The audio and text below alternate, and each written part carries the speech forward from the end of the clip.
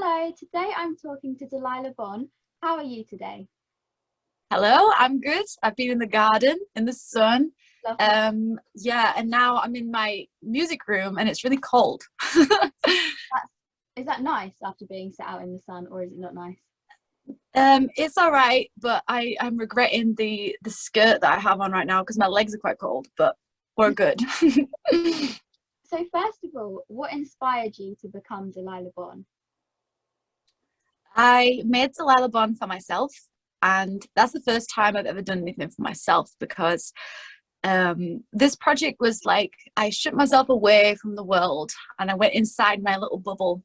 And in my little bubble, it was like I wanted to write about the experiences that I've had being a woman, growing up from girl to womanhood, all my experiences. And I created Delilah as this kind of like a superhero. So I would become Delilah and she would be my alter ego and she empowers me.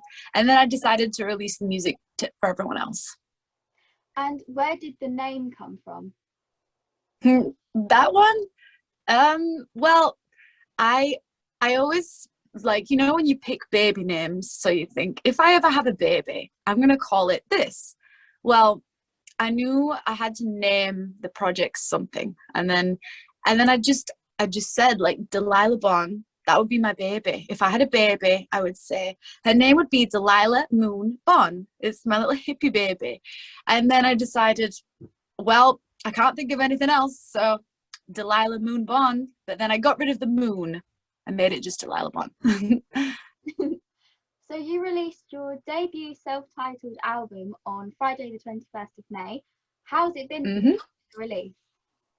It's been brilliant. The messages that I've received have been the best. I think that's like the main thing because a lot of people just compare views or how many streams something's got, and I think you sometimes become a bit too fixated on like how many views, how many streams, blah blah blah.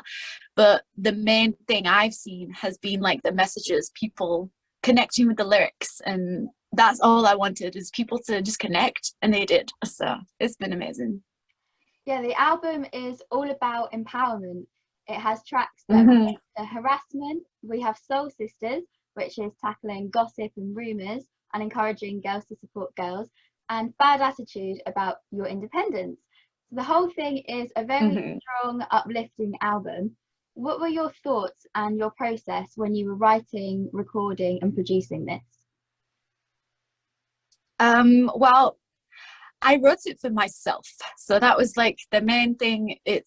I needed some sort of empowerment at that time because I was really depressed. Last year, I felt depressed and I felt weak and I just felt like I'd lost who I was a little bit.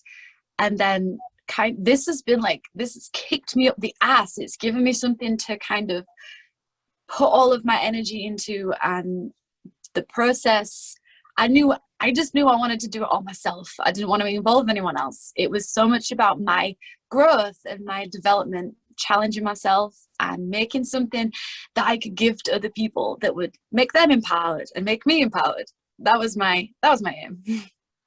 And do you feel that doing this all by yourself allowed you to be more creative than you have been with some of your other music? So my other music, like my band Hands Off Gretel, I wrote all those songs and I've always been the songwriter for everything I've done. But the difference with this one has been the kind of freedom to experiment outside of the genre, because I could like play piano and then I could play bass, or I could just do something with beats, and being able to experiment like that and challenge myself, it's probably the most free that I've felt with my music. And I'm not putting myself in a box. There's no kind of genre box. It's just like, this is just me. This is just everything I love put into music. So yes, I think it's probably the most free I felt. And I read on your website that part of Delilah Bon came from hearing about bad experiences that people had had at gigs. And this is an Mhm. album that's begging to be played live. So how do you feel personally about a Delilah Bon tour? I really want to do it. I've been, ever since I wrote the songs, I would write the song play the demo, and I'd like do this in my hand in a fake microphone, and I'd just be dancing around my room imagining like one day I'm going to be on a stage and it's going to be people that get it. They're going to get the message and they're going to celebrate the message with me. So the idea of a tour, I'm definitely going to do a tour next year, and I just want to make it, I want to make it everything that I've ever wanted it to be, and just be creative and confident. I'm excited, yeah, to do a tour. The last gig that I went to before the first lockdown was Palais Royale, who are known for being a fashion and art rock band. How do you think fashion and image impacts on what you do as Delilah Bon and with Hands Off Gretel?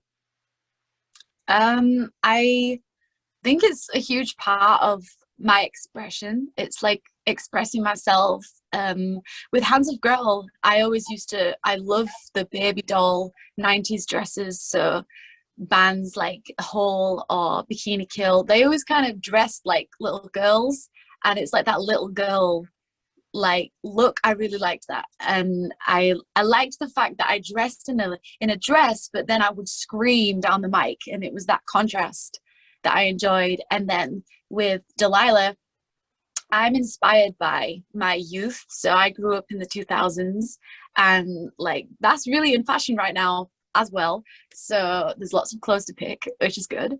But like Bratz dolls and fashion like that, like I want to look like a Bratz doll. And I think when I was younger, and I used to love Britney Spears, and I used to love Pink. I mean, I still do, but when I found them, it was like I didn't just love their music. I wanted to look like them. I wanted their clothes. So I think it's a big part of what I do.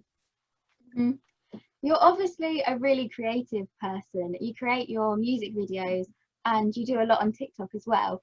What's your opinion on social media and things like TikTok? It's a useful tool. I always say to myself, if I wasn't doing music, I don't think I would use it. I don't know for sure, but like some days it's really good. Some days I found TikTok to be one of the best platforms for my music. But when I first got TikTok, it was terrible. It was just like loads of kids saying I was cringe, and they'd like tag their friends and say, watch this is so cringe and lame. And it upset me because it's like, oh, nobody likes me. But then a few months later, the fans came and they loved it. So my experience has been good and bad. I get trolls from time to time, and I have to deal with hate comments and dick pics, and that's not good. But the benefits outweigh the negatives at the minute. Yeah, I think with TikTok it can either be really good and everyone's really supportive, or Mm-hmm. the complete opposite. Yes. Everyone's just not caring what they say because it's online. Mm-hmm. Your music videos are brilliant. They're really entertaining and part of the whole album experience. So how do you make them? The videos, I do them with my mum. So when I first started making videos, I was probably 12, and I made YouTube videos doing covers, and my mum used to film those. And she's just, over the years, she's just collected more gear. So she upgraded a camera and then upgraded the lights. And we've worked together not knowing anything about music videos, and just kind of made it up as we went along. I plan all the videos, and usually I have ideas that are huge. I have these huge ideas, and then I realize I don't have the budget, I don't have the team, I can't do that. So then I kind of make them more realistic. But yeah, I love doing music videos with my mum. Like, we're a good team. Sometimes we argue, but it's all good. We're a good team. And I always feel bad asking people to pick favourites, but do you have a favourite one of your music videos? Oh, that is quite hard. I enjoyed doing Bad Attitude.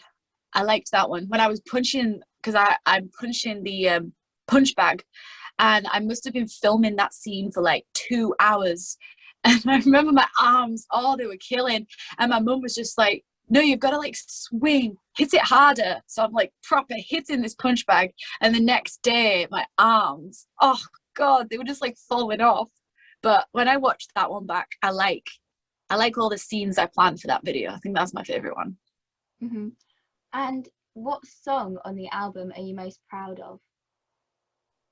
Um, well, it changes all the time because when I first when I first did the songs, I think Bad Attitude was one of the most exciting songs that I'd written.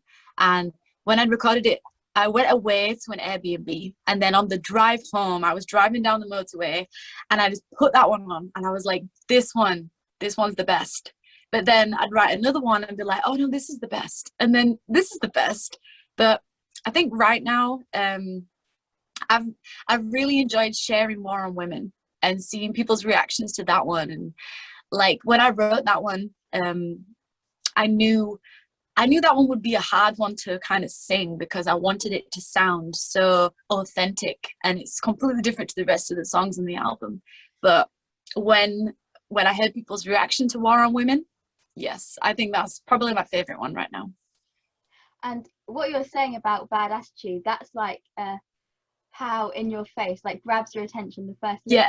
Because I've been listening to the album like around the house, and I've got an 11-year-old brother, and he was walking around the other day singing Bad Attitude, which was really sweet.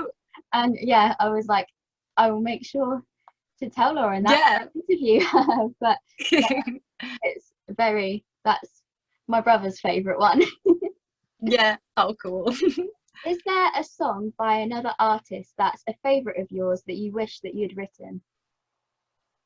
Oh, yes. There's there's so many. There's just so many. Probably like anything from Pink, especially her older albums, like the ones I grew up with. She has a song called "Cause." It's "Cause I Can," but it's like got a Z, so "Cause I Can." That one, because I remember listening to that one. And there's no, I've said the wrong one. "You and Your Hand." That's the one I meant to say. "You and Your Hand." I loved that one when I was younger because it was kind of about the girls in the club, and like I think that one inspired my song "Freak of the Week" so much because it was that attitude that I just thought I want to hear more of that in pop music. I want to hear songs that's like leave me alone in the club. I don't want to just hear songs that are about girls grinding up against boys. Like I'm sick of this. I want something else. So yeah, anything by Pink really.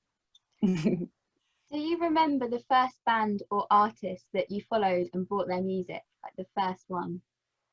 I remember the first. I can't remember the first one I ever bought, but I remember my first ever concert was Gwen Stefani. I went to see Gwen Stefani, and it was the tour. Is it No Escape? What's it called? No Escape? Sweet Escape. So the Sweet Escape song. It was like around that time, and I went with my dad, and that was the first concert I ever went to. And yeah, she was probably my first. But then I bought loads of Britney Spears CDs when I was little. So it would be Britney Spears, then Gwen Stefani. So we have a Delilah Bon album now, and Hands Off Gretel are playing some festivals over the summer to look forward to. And then you've got a busy September and October with the Hands Off Gretel rescheduled tour dates. I'm coming to the Cambridge one. Oh yeah, oh wicked. There's so much going on for you. Do you actually get any free time? Well, this is the thing. Like, I could give myself more free time, but when I relax, all I'm doing is thinking of things I want to do. And the past few days, I've been relaxing in the garden. I've been doing gardening, and I've relaxed. But then all I'm thinking about is like a list of things I want to do. So I'm so bad at relaxing. I need a holiday, I think, because if I go on holiday, I force myself to relax. It's like I'm on the beach. I can't record music. I have to just exist for nothing, just live, don't have a purpose. But yeah, I am a workaholic, definitely. And I have so many plans that I want to do, like, and such little time. Well, thank you very much for talking to me today. It's been so much fun, and I really look forward to seeing you live in October. Yes. Enjoy the rest of your day. Thank you for having me. You're welcome. See ya. Bye.